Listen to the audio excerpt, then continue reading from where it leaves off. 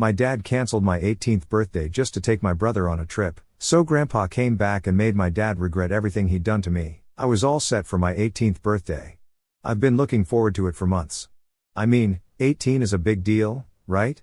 I had this whole plan with my friends, hang out, maybe go to the movies, grab some dinner. Nothing too crazy, it was supposed to be simple but fun. Plus, my dad had agreed to pay for everything, which was nice because, well, I don't have much money of my own yet. But of course, my little brother Matt had to ruin everything. Matt's 15, and to be real, he's my dad's favorite. It's not even a secret at this point. He's been Dad's golden boy ever since our mom Sharon passed away from cancer a couple of years ago. Ever since then, Matt can basically do whatever he wants, and Dad just goes along with it. Meanwhile, I'm the one who's just expected to deal with it. So the day before my birthday, everything's fine. I'm excited, my friends are texting me, we're talking about what we're going to do, and then Matt comes into the room, throwing one of his classic tantrums. Turns out he didn't make the school football team. Honestly, it's not a shocker. Matt's not great at sports. He likes to think he is, but he's kind of lazy and has zero team spirit. Still, he takes it like it's the end of the world. He's all worked up, saying he needs to get away for the weekend to clear his head. I'm sitting there like, wait, what? I mean, it's my birthday, my birthday. I've been planning this for months, and now he wants to just disappear? I'm thinking there's no way Dad's going to let this happen, right? Wrong. Dad, being Dad, listens to Matt whine for maybe 5 minutes before saying, sure, we can go up to the cabin. The cabin, God, I hate that place. It's this little thing my dad's friend owns, way out in the woods. And every time Matt throws one of his fits, they head there to fish and chill. Matt loves fishing, him and Dad both, actually. But I don't. I've never been a fan of the woods or anything outdoorsy, to be honest. I get why they go, but why did they have to pick this weekend of all weekends? It had to be the one when I turned 18. So I try to speak up. I'm like, wait, what about my birthday? We had plans. I'm thinking maybe Dad just forgot, maybe he'll realize what's going on and be like, oh yeah, your birthday, we can do both. But nope. Matt starts saying how he really needs this trip and how he's had such a rough week, and Dad just eats it up. And that's when I kind of snap. I tell them both that there's no way I'm staying home by myself on my birthday while they go on some stupid fishing trip. Like, this happens all the time.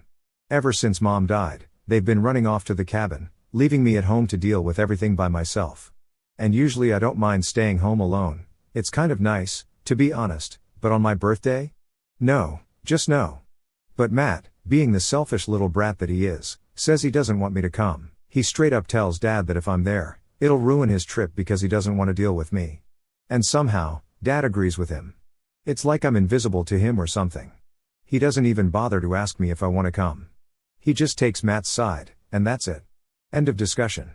At this point, I'm fuming. I tell Dad that if he doesn't let me have my birthday plans, I'll just invite my friends over anyway. I mean, what's the worst that could happen? But Dad gives me this whole speech about how if I do that, he'll cut me off from my college fund. And I'm supposed to start college in a few months, so I can't risk that. It's not like I have any other way to pay for it. So I'm stuck. I have no choice but to cancel my birthday plans, and I end up spending the entire day alone while they drive off to the cabin. No party, no friends, just me and my phone. I mean, my friends texted happy birthday and all, but it wasn't the same. I spent most of the day feeling sorry for myself, and honestly, I cried myself to sleep that night. I know it sounds dramatic, but it really sucked. I just wanted one day, my day, and Matt couldn't even let me have that. The worst part is Dad didn't even seem to care. Before they left, he tried to make it better by saying we could celebrate when they got back. He was like, we'll have an even bigger party next weekend, I'll give you more money for it. But the thing is, I didn't want more money or a bigger party. I just wanted to spend my actual birthday with my friends like a normal person. But of course, that was too much to ask.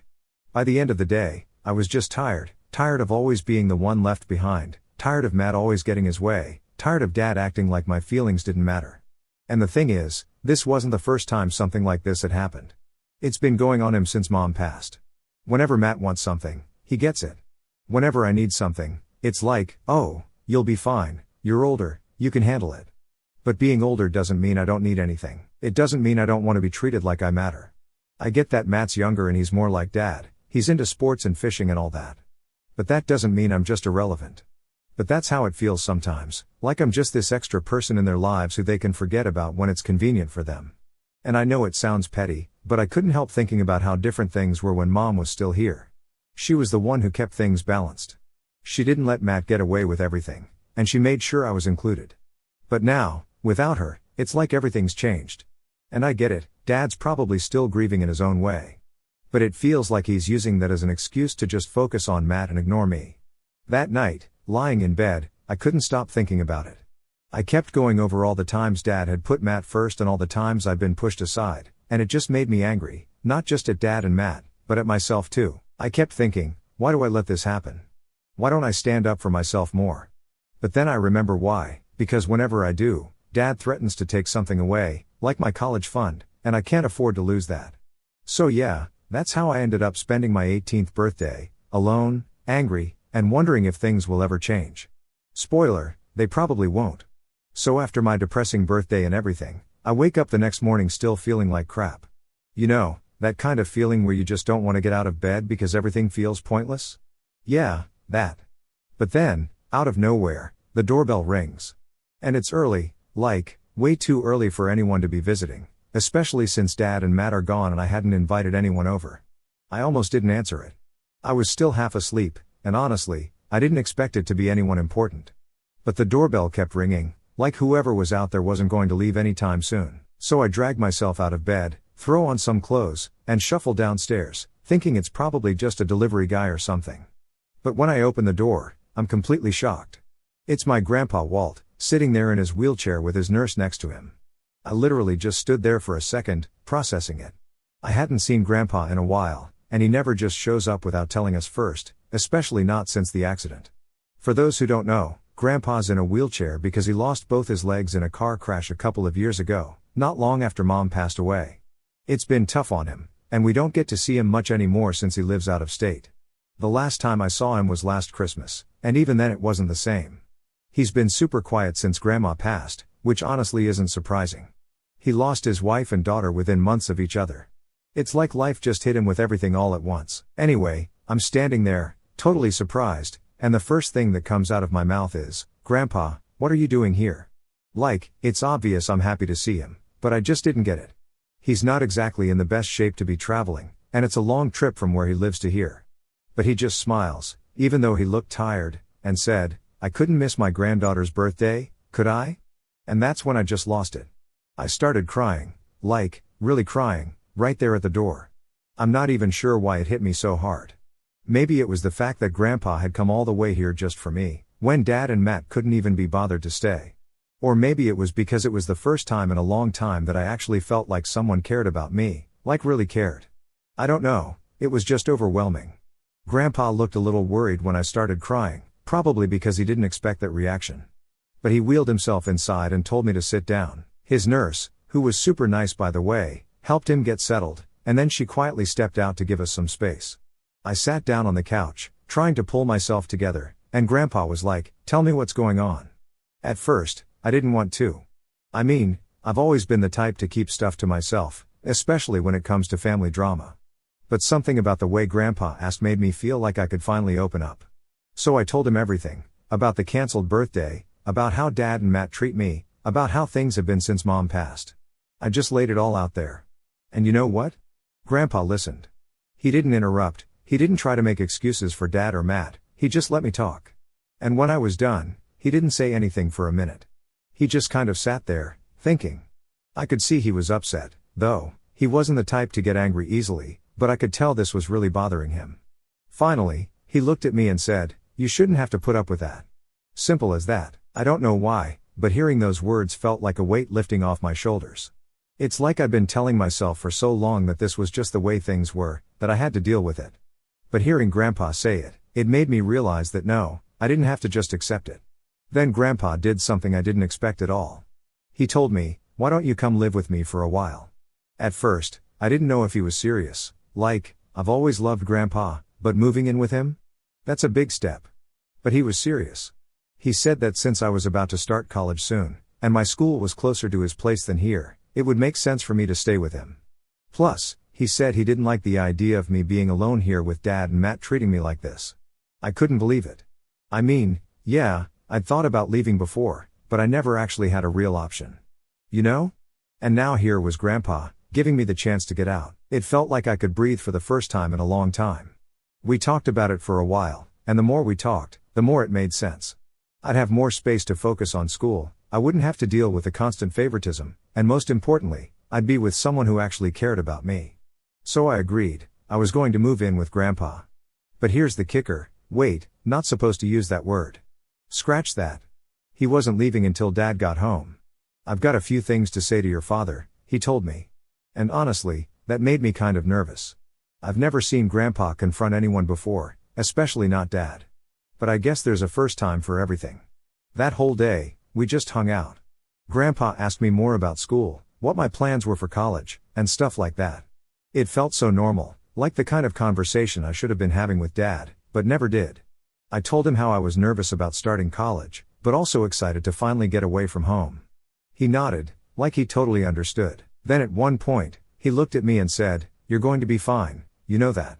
I didn't realize how much I needed to hear that until he said it. It wasn't the same empty reassurances I sometimes got from friends or teachers. It felt real, like Grandpa knew I could handle whatever was coming. By the time Dad and Matt got back from their trip, I was ready. I didn't know what was going to happen, but I knew one thing for sure, I was not staying here anymore. Grandpa was about to drop a bomb on Dad, and I was going to be free.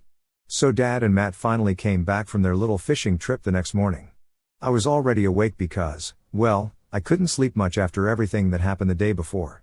Grandpa was staying over for the night, and even though he was pretty chill, I could tell he was still pissed about everything I told him.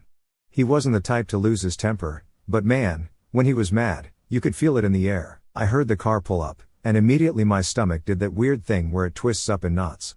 I didn't know how Dad was going to react when he saw Grandpa sitting in the living room. I mean, they've always had a decent relationship, but this was different. Grandpa wasn't here for a casual visit, he was here to confront Dad, and I knew it wasn't going to be pretty. Matt was the first to walk through the door, all smug like usual, probably thinking nothing had changed. He didn't even notice Grandpa at first, he just tossed his bag on the floor and started heading up the stairs. But then he stopped mid-step when he saw Grandpa sitting there. His face kind of froze for a second, and you could tell he wasn't expecting this at all. "Grandpa, what are you doing here?" Matt asked, his voice dripping with confusion. He probably thought Grandpa had come for a surprise visit, like some happy family reunion. But nope, this wasn't that kind of visit. Before Grandpa could even answer, Dad walked in, carrying a couple of fishing rods and looking at. He could tell he was in a good mood because he thought they just had the perfect little fathersome trip, while I was home alone, forgotten as usual. But then he saw Grandpa, and it was like a switch flipped. His smile dropped, and suddenly he looked nervous, like really nervous. "Dad," he said, setting the fishing rods down, "what's going on? You didn't say you were coming." Grandpa didn't waste any time. He didn't even bother with small talk or pleasantries. He just looked right at Dad and said, "We need to talk, Will." And that was it, just 4 words, but the tension in the room shot up to about 100. Matt, sensing that things were about to get serious, mumbled something about going to his room and started slinking upstairs. Classic move, avoiding any confrontation that didn't involve him. Dad, on the other hand, looked like he'd been caught doing something he shouldn't have. He glanced at me, probably trying to figure out what I'd told Grandpa, but I didn't give him anything. I just sat there quietly, waiting for the storm to hit. "Let's sit down," Grandpa said, his voice calm but firm. He wasn't asking, he was telling. Dad hesitated for a second, but then nodded and sat down across from him. I didn't know what to do with myself, so I just kind of hovered in the background, not really wanting to leave but not sure if I should be there. Grandpa noticed, though, and he turned to me and said, "You should hear this too. Sit down." So I sat.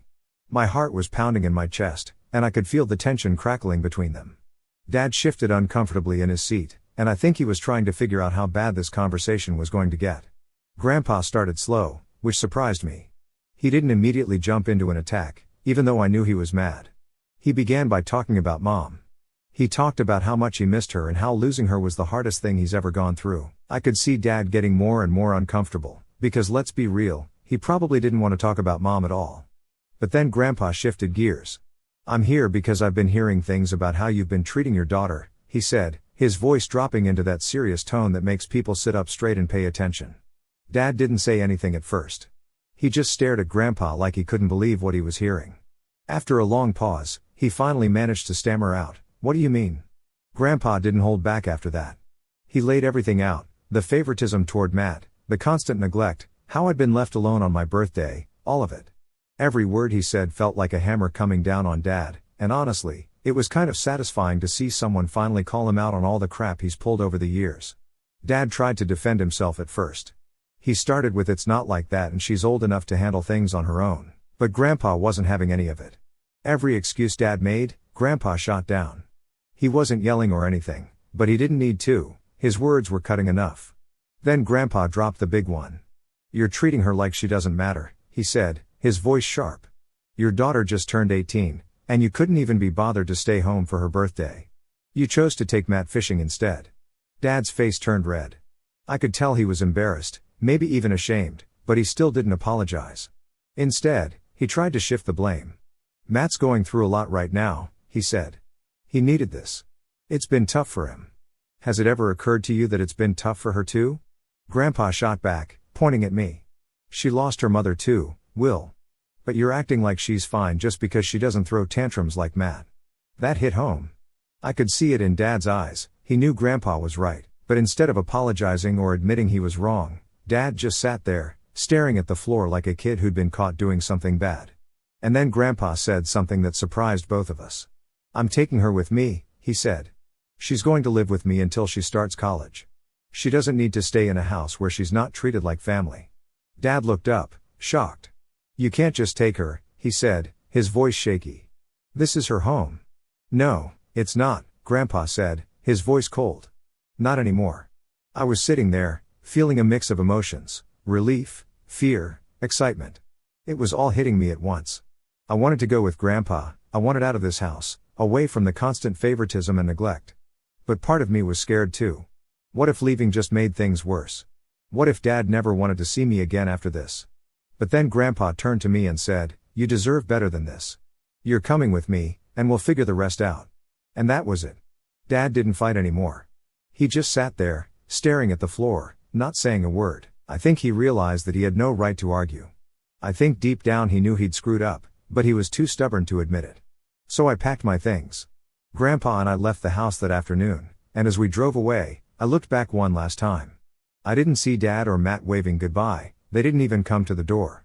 For the first time in a long time, I felt like I was finally doing something for me.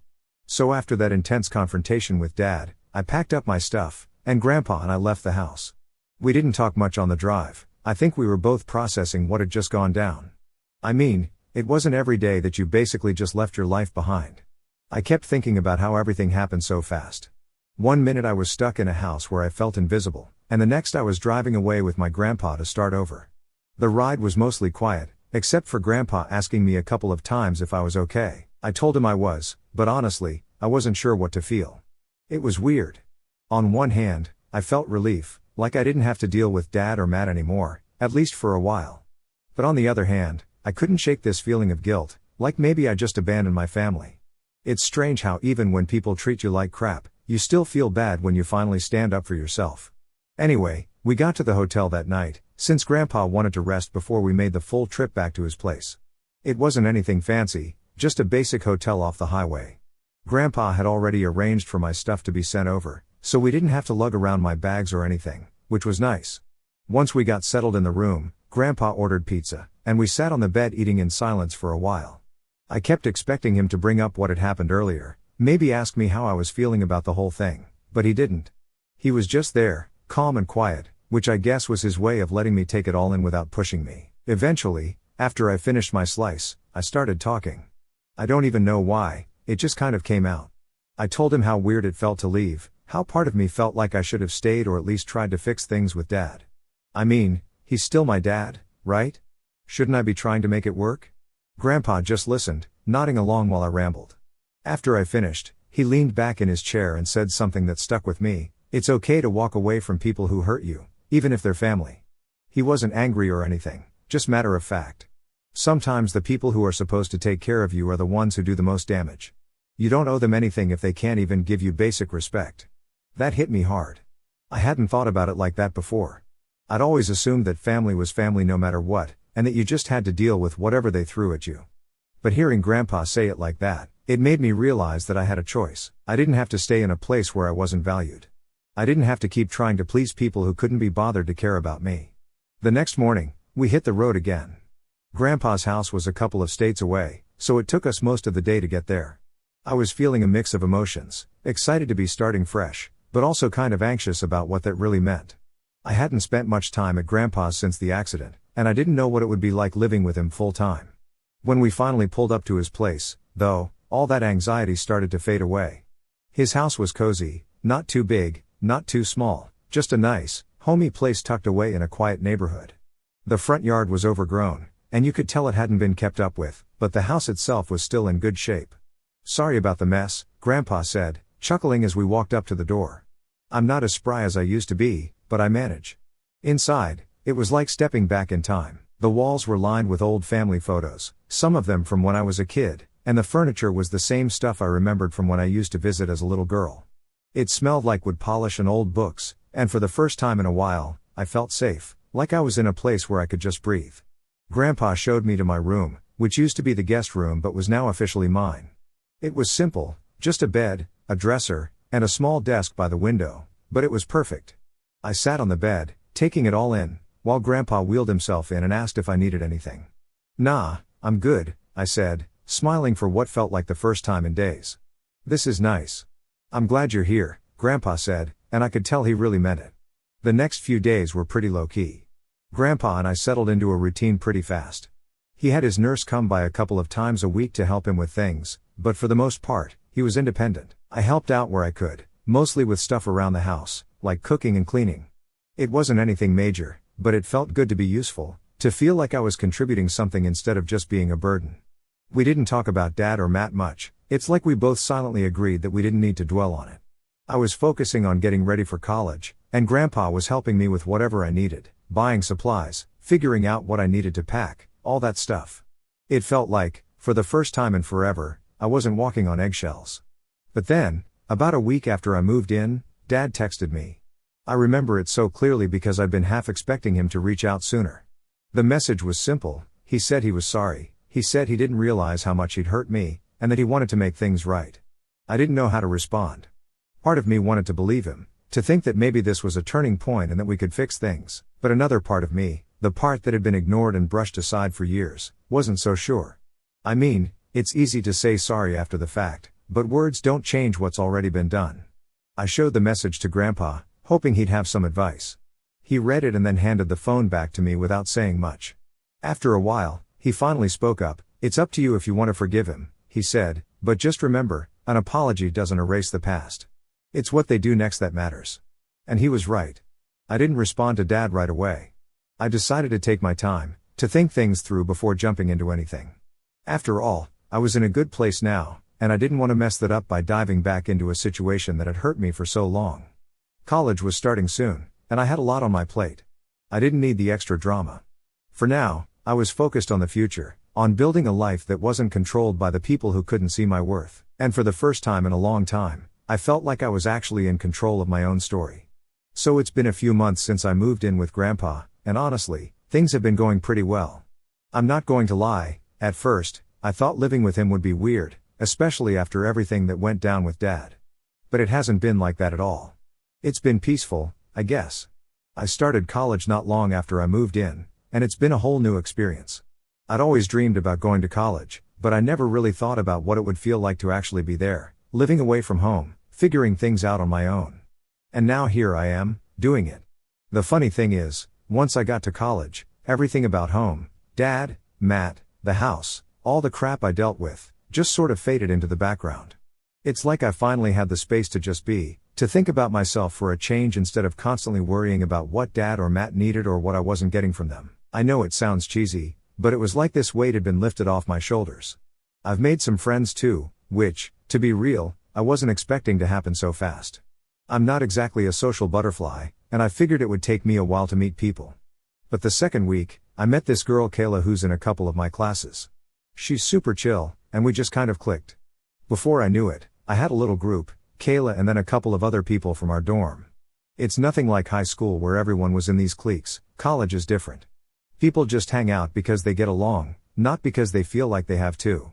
Anyway, Classes have been going well, a little more intense than I expected, but I'm managing. Grandpa's been a big help with keeping me grounded. He calls me a couple of times a week to check in, and whenever I go back to his place on weekends, he's always there, ready to listen if I need to vent about anything. It's been nice having that stability. I never realized how much I needed it until I got it. But of course, life isn't all perfect. About a month into school, Dad texted me again. It was a pretty long message this time. He said he missed me, that the house felt empty without me, and that he was sorry for everything that happened before I left. He kept going on about how he wanted to fix things, how he knew he'd been wrong, and how he was ready to make it up to me. Part of me wanted to believe him, I really did. I mean, I missed my dad too, or at least I missed the idea of having a dad who cared.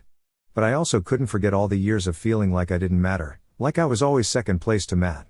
I'd been burned too many times to just jump back into things with him like nothing had happened. I didn't respond right away. I showed the message to Grandpa again, and he just nodded, like he knew this was coming.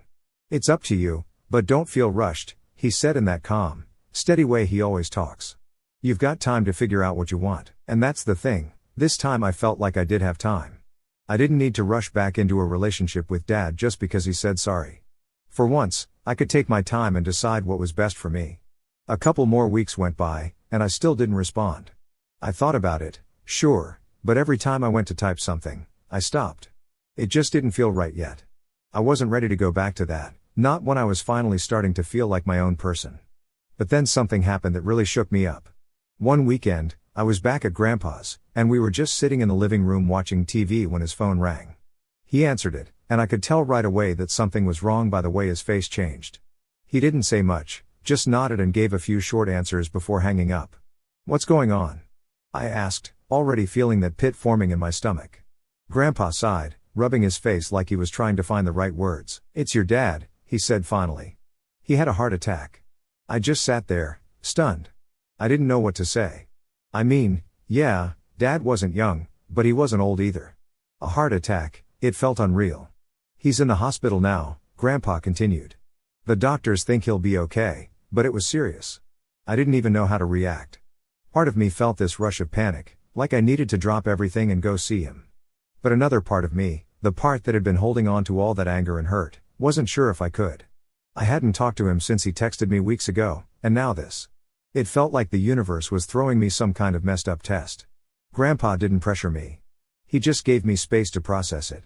He said we could go visit Dad if I wanted to, or we could wait and see how things went. I appreciated that. He wasn't trying to force me into doing anything I wasn't ready for. That night, I lay awake for hours, thinking about everything. Thinking about all the times Dad had made me feel invisible, all the times he chose Matt over me, all the hurt I'd carried with me for so long. But then I thought about the good times too. There were moments when Dad had been there for me, moments when it felt like we had a real connection, even if they were few and far between. By the next morning, I knew what I had to do. I wasn't going to pretend like everything was fine between us, but I also couldn't just ignore the fact that he was my dad. So I told Grandpa that I wanted to go see him, at least to hear him out. I wasn't making any promises, but I needed to see for myself what was going on. When we got to the hospital, it was weird seeing Dad like that. He looked tired, weak, vulnerable in a way I'd never seen him before. I guess that's what a heart attack does to you, it knocks you down a peg. He didn't say much at first, just looked at me with this expression that I couldn't quite read. But after a while, he finally spoke. "I'm glad you came," he said, his voice raspy. I nodded, not really sure what to say. It wasn't exactly a happy reunion. We both had a lot of baggage between us, and it was going to take more than a hospital visit to fix that. "I know I've been a crappy dad," he continued after a long pause. "I don't expect you to forgive me right away, but I want to try. I want to be better." I could hear the sincerity in his voice, and for the first time in a long time, I felt like maybe, just maybe, he meant it. I didn't know what the future held for us, but as I sat there holding my dad's hand, I realized that maybe it was time to start letting go of some of that anger, not for him, but for me. Because if there's one thing I've learned through all this, it's that holding on to pain doesn't make you stronger, it just keeps you stuck in the past. And I was ready to move forward.